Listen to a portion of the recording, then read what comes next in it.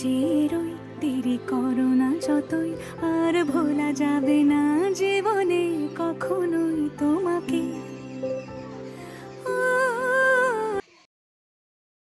রাধে রাধে বন্ধুরা, কেমন আছো তোমরা সবাই? আশা করছি তোমরা সবাই খুব ভালো আছো, আমিও ভালো আছি।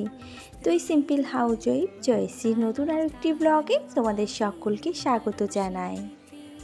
প্রতিদিনের ন্যায় আজও সকাল থেকে তোমাদের সাথে ভিডিওটা শেয়ার করছি। আই হোপ যে আজকের ব্লগটাও তোমাদের ভালো লাগবে। ব্লগের শুরুতেই বলে রাখি, আজকে আমার পুরো হোম গার্ডেন মানে আমার বাড়ির কত রকম গাছ আছে, ফুল গাছ, সেটাই তোমাদেরকে শেয়ার করব। তো এই যে বাড়ির পেছন থেকেই প্রথমে শুরু করলাম, তারপরে কিন্তু তোমাদেরকে ছাদ বাগানটাও ঘুরিয়ে দেখাবো। কেননা একটা দিদিভাই আমাকে রিকোয়েস্ট করেছিল যে আমি আমার ছাদ বাগানে প্রত্যেকটা গাছ যেন খুব ক্লোজলি দেখায় আর সুন্দরভাবে যেন সবটাই শেয়ার করি। আর আমি আমার গাছের ছাদ বাগানের তো কি সার অ্যাপ্লাই করি, তো সবটাই তোমাদের কাছে শেয়ার করব। আর এখন যে কথাটা বলা সেটা বলে নিই। এই যে দেখলে একটা মহিলা গেল, ওটা হচ্ছে পাড়া জেঠিমা হয়। ওই যে আমরা যেখানে ভোগমোচক অনুষ্ঠানে গেছিলাম না, সেখানে গতকাল ছিল নগর কীর্তন, তারপরে হয়েছিল ভোগমোচক। তো সেখানকার যে মালসাভোগের প্রসাদ, তিনি সকাল সকাল সেটাকেই বিতরণ করে বেড়াচ্ছিলেন। যেহেতু অতিরিক্ত গরম, তো সেক্ষেত্রে না সকাল সকাল যদি প্রসাদটা তিনি বিতরণ না করেন তাহলে যে বেলা করে গিয়ে নষ্ট হয়ে যাবে। আর তিনি আমাদেরকে একটু ক্লোজভাবে মানে সেভাবে দেখে, তার জন্য কিন্তু আমাদেরকে প্রসাদটা সকাল সকালই দিতে আসছিলেন। এখন কিন্তু খুব একটা বেশি বেলা হয়নি, আমি উঠেছি 6:30টার দিকে। তারপরে ওই যে ফ্রেশ হয়ে মোটামুটি কাজ শুরু করতে করতে 6:45 বেজে গেছে। তো যাই হোক, এই যে সকালবেলা বাসি ঘর উঠান ঝাড় দিয়ে এখন দুয়ারে জলটাও দিয়ে নিলাম। যেহেতু আমাদের দুয়ার হলো সুখ সমৃদ্ধির চাবিকাঠি।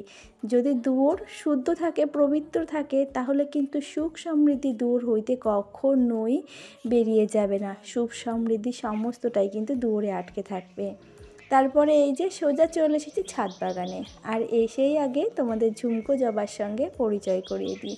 এই গাছটা কিন্তু আমি নিজে হাতে করে বানিয়েছিলাম।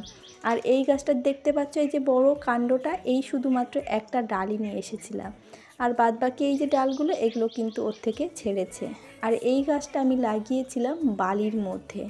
বর্ষাকালে বালির মধ্যে অ্যালোভেরা দিয়ে যদি তুমি কোনো গাছের ডাল কাটিং করে বসাও, তাহলে কিন্তু সেটা অনায়াসে গাছ তৈরি হয়ে যাবে। আর এইদিকে দেখো, ওই প্লাস্টিকের কন্টেনারে লাগিয়েছি কয়টা তোমার দোপাটি ফুলের চারা।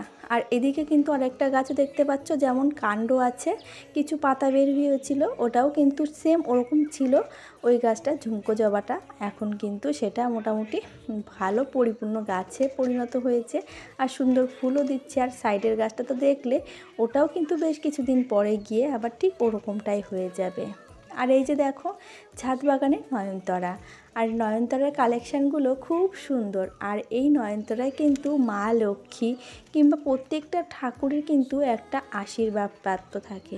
যেমন সাদা নয়নতারা থাকে, লাল এই যে পিঙ্ক কালারের নয়নতারা। এই নয়নতারা বাড়িতে থাকলে না, বাড়িতে সুখ সমৃদ্ধি কখনোই কিন্তু মানে বেরিয়ে যাবে না, সব কিছু কিন্তু একটা করবে। আর তোমরা যদি চাও প্রতিদিন পুজোর সময় একটা দুটো করে হলেও নয়নতারা ফুল ঠাকুরের চরণে দেওয়ার চেষ্টা করবে। সেই জন্য কিন্তু আমার ছাদ বাগান ভরে আমি নয়নতারা চাষ করেছি। আগে যখন জানতাম না, তখন ওই একটা অর্ধেক গাছ ছিল। যবে থেকে জানি যে মা লক্ষ্মীর কৃপা পেতে নয়নতারার গুরুত্ব অনেকখানি, তখন থেকেই কিন্তু আমি নয়নতারা গাছ পুরো টব ভরে ভরে লাগিয়েছি। আর এদিকে এই যে দেখো জবা ফুল, এটা কিন্তু ওই যে ব্যাঙ্গালোরের যে জবাগুলো হয় না, সেটা পুরো হাতের আকারে। তবে আরও ইচ্ছা আছে ইয়েলো কালারের একটা ব্যাঙ্গালোরের জবা আনার। তবে ওই যে কাকি শাশুড়িমা যদি যান তবে নিয়ে আসবেন বলেছিলেন। তো দেখো এই গাছটার কিন্তু প্রত্যেকটা ডগায় ডগায় খুব সুন্দর ফুল হয়ে আছে। আর এদিকেও তো সাদা নয়নতারা আছে, এদিকে পিঙ্ক কালারের, বলছি না যে নয়নতারার কালেকশন আমি অনেক রেখেছি। আর এই গাছটা হলো কাঠমালতি বা নাকচাপা গাছ, তো যে যেটা বলে থাকো। আর এটা হলো তোমার ইয়েলো কালারের ফুল ফুটবে, এটা হলো তারা ফুল। তোমাদেরকে একটু ফটো দেখিয়ে দিলাম, কেননা আজকে তো কুড়ি হয়ে আছে, গত একদিন আগে ফুল ফুটেছিল, সেটাই ছিল, তা তোমাদেরকে শেয়ার করলাম। আর ওই সাইডে ছিল বাগান বিলাস, আর এটা কিন্তু এক ধরনের পঞ্চজবা, এটা পিঙ্ক কালারের। এটা অনেকটা স্থলপদ্ম হয় না, সেই স্থলপদ্মর মতো কিন্তু। আর এদিকে আছে এটা ইয়েলো কালারের কলকে টাইপের যে ফুল হয় না, মহাদেবের কানে গোজা থাকে, সেই ফুল গাছটা। আর এটা হচ্ছে তোমার স্থলপদ্ম জবা, কেননা এটা হচ্ছে না স্থলপদ্ম না আবার এদিকে জবা, মানে দুটো কম্বিনেশনে আছে, তার জন্য কিন্তু এটার নাম স্থলপদ্ম জবা। আর এই সমস্ত গাছ পরিচর্যায় আমি কিন্তু যেটা দিয়ে থাকি, সপ্তাহে 2 দিন সবজির খোসা পচা জল, আর তোমার কিছু ওই যে চায়ের লিকার হয় না, চায়ের লিকার আমরা খেয়ে দেখবে চায়ের লিকারটা আমরা জলে ফেলে দিই, সেটা কিন্তু কখনোই ফেলবে না। তোমরা সপ্তাহে এক জায়গায় জড়ো করে রেখে দেবে, তারপরে গিয়ে প্রত্যেকটা গাছের গোড়ে অল্প করে দেবে, দেখবে এতে করেও হয়। কিংবা ডেলিও তোমরা দিতে পারো, যদি তোমাদের সম্ভব হয় প্রত্যেক দিন এসে প্রত্যেকটা গাছের গোড়ে একবার করে দিয়ে যাবে, তাতে করেও কিন্তু অনেকটা জৈব সারের কাজ করে। আর কি দিয়ে, ডিমের যে খোসা হয়, ডিমের খোসা কখনো ফেলে দেবে না যারা এরকম গাছপ্রেমী মানুষ। ডিমের খোসাগুলো ভালো করে গুঁড়িয়ে নিয়ে সেটাকেই তোমরা এই মাটির সঙ্গে মিশিয়ে দেবে। যখন দেখবে বর্ষা হচ্ছে, বর্ষার সিজন, হালকা বৃষ্টি হচ্ছে একদিন বাদে একদিন, তখন কিন্তু বর্ষার মধ্য করে এই সব কাজগুলো করলে না, এরকম দেখবে গাছে ফুলে ফুলে ভরে উঠবে। আর কতটা সকালে তোমাদের সঙ্গে আমার ছাদ বাগানটা শেয়ার করছি দেখে অবশ্যই বুঝতে পারছো। এদিকে সাদা জবা গাছে কিন্তু 3টে ফুল ফুটেছে, তবে এখনও কিন্তু কুড়ির আকার হয়ে আছে, ওটা যত রোদ্দুর পড়বে ততই কিন্তু ফুটবে। আর এইদিকে দেখো এই কালারের জবাটা কিন্তু অসম্ভব সুন্দর, এটা হচ্ছে ভেলভেট জবা। তো ওইদিকে দেখতেই পাচ্ছ কত রকমের আছে, আরও কিন্তু আছে তোমার গাছ লাগানো, তো অনেক রকমেরই জবা, তবে এখনও সেগুলোতে ভালোভাবে ফুল ফুটেনি, তো ওই জন্য কিন্তু দেখানো যাচ্ছে না। আর এই যে দেখো কুড়ি হয়ে আছে, এটা হচ্ছে তোমার কি ফুল বলে, বেলি ফুল। তো বেলি ফুলের কুড়ি কিন্তু প্রচুর হয়ে আছে, আর গন্ধ কিন্তু অসম্ভব বেরাচ্ছে ওই ছোটো ছোটো কুড়ি থেকে। আর এটা হলো লক্ষ্মী জবা, তবে একেবারেই মিনি হয়েছে লক্ষ্মী জবাটা, ভেবেছিলাম একটু বড় সাইজের হবে, কিন্তু সেটা আর হয়নি। আর এই যে লতা পাতা দেখতে পাচ্ছ যে চরকি মতো করে দিয়েছি, ওটাতে কিন্তু ওই যে কুঞ্চিলতা গাছ লাগিয়েছি, ওটাকে বাইয়ে সুন্দর করে একটা প্রসেসিংয়ে তৈরি করার জন্য। আর এদিকে দেখো লঙ্কা গাছগুলোকেও কিন্তু সুন্দর করে বানিয়ে ফেলেছি, তাতে কিন্তু অসম্ভব লঙ্কাও দিচ্ছে। আর মাঝে মাঝে তো লঙ্কা যখন বাড়িতে না থাকে তখন কিন্তু টুকটাক ছিঁড়ে নিয়ে যাওয়াই হয়। আর এই যে তোমাদের বললাম না বালির মধ্যে আমি কীভাবে গাছ লাগাই, একে দেখতেই পেলে বালির মধ্যে কিন্তু আমি 2টো গাছের ডাল কিন্তু কাটিং করে লাগিয়েছি। তো সেটাও দেখবে একসময় পর্যাপ্ত গাছে পরিণত হবে, সেটাও তোমাদের একসময় দেখাবো। আর এদিকে দেখো লঙ্কা গাছে কিন্তু প্রচুর পরিমাণে লঙ্কা হয়ে আছে। আর ওই যে সার বলতে, আর তোমরা কি করবে বলো তো, ওই যে যখন তোমরা দেখবে ইয়েলো কালারের যে কলাগুলো হয় না, পাকা কলা, ওই কলার খোসা তোমরা খেয়ে কিন্তু কখনো ফেলবে না। ওই কলার খোসাগুলো কিন্তু কাটিং করে জলের ভেতরে ভিজিয়ে রাখবে, 24 ঘন্টা হোক কিংবা 2 দিন হলো, তো 2 দিন তোমরা ওটা ভিজিয়ে রেখে, আর জল তোমরা সবসময় গাছের গোড়ায় কিন্তু বিকাল বেলায় দেবে। যত রকম যা কিছু করো না কেন, বিকালের পরে কিন্তু সমস্ত গাছে সবসময় জল দেওয়ার চেষ্টা করবে। আর সার দাও যাই দাও না কেন, বিকালবেলা কিন্তু গাছে দিলে সেটাই কার্যকরী হয়, কেননা সারা রাত গাছটা খাবার পায়, তার ফলেই কিন্তু ফুলে ফলে দ্বিগুণ আমাদেরকে দেয়। আর এদিকে দেখো বাইরের যে কলা গাছটা আছে না, ওটাকে বেশ কয়েকদিন ধরে ভালোভাবে শেয়ার করতেও পারছি না, আজকে একটু শেয়ার করে দিলাম। ওই কলা গাছটায় কিন্তু মোচা ধরেছে। আর এদিকে দেখো বাইরের প্রকৃতিটা কত সুন্দর, এই সকাল সকালে কিন্তু ভালোই ভ্যাপসা গরম পড়ে যাচ্ছে। এখানে যে তোমাদের সঙ্গে আমি 2টো কথা বলবো, কিন্তু আমার মুখ দিয়ে যেন সেই কথাগুলো বেরাচ্ছে না, আমার প্রচণ্ড পরিমাণে কষ্ট হয়ে গেছে। আর আমি কিন্তু হাতে ব্রাশটা নিয়েই চলে এসেছিলাম ছাদের উপরে, ভেবেছিলাম ব্রাশ করব আর তোমাদেরকে শেয়ার করব, তবে সেটা তো আর হলো না।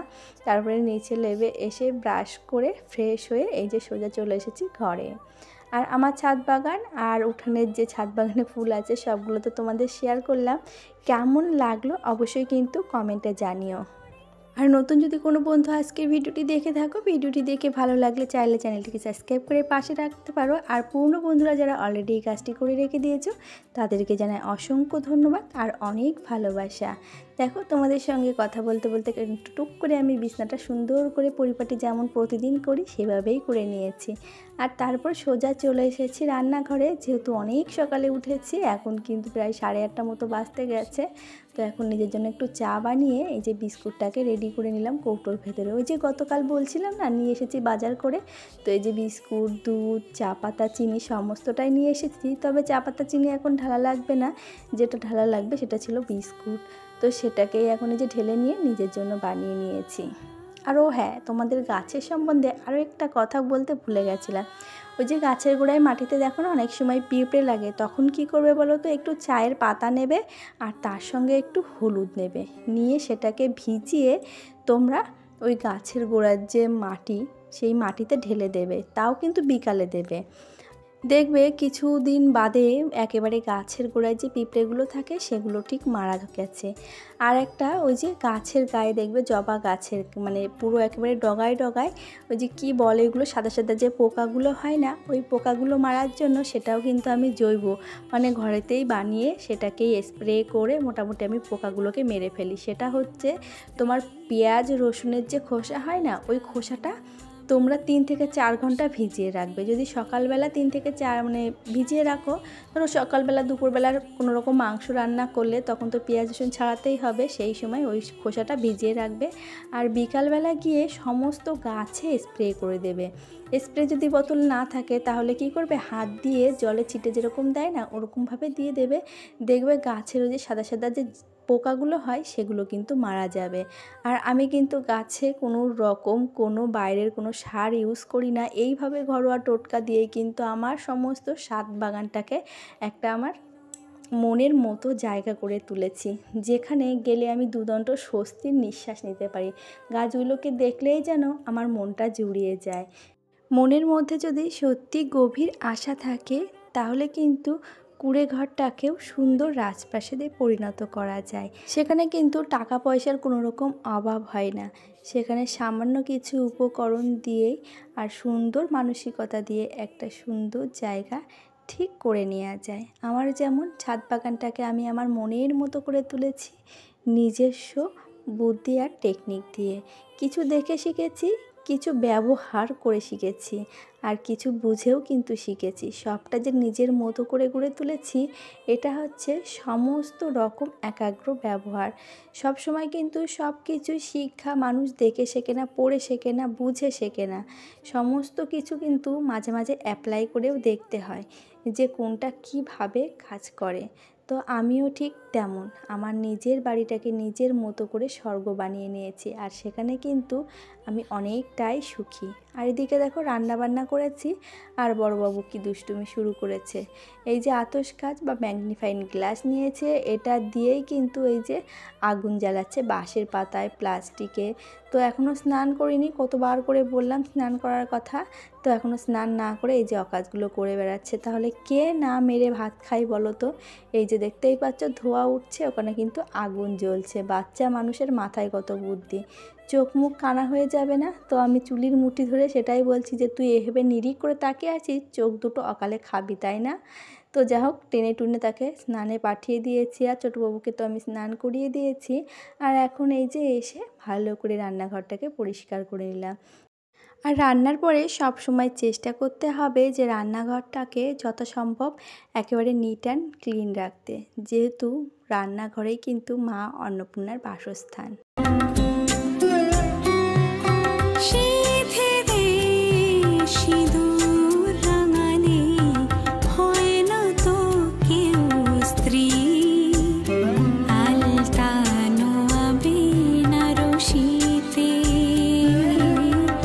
আর এই তো স্নান দান কমপ্লিট করে কিন্তু আমার সিঁদুর পরাও হয়ে গেল।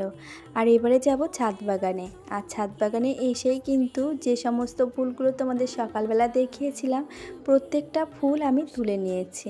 এবারে কয়টা তুলব নয়নতারা, সেগুলো নিয়েই ঠাকুর ঘরে গেলেই আমার ঠাকুর পুজো দেওয়া শুরু করব। আর সকালবেলা তো আমি এই যে বাইরের যে নিচে ছাদ বাগানের ফুল সেগুলোকে তুলে রেখেছিলাম।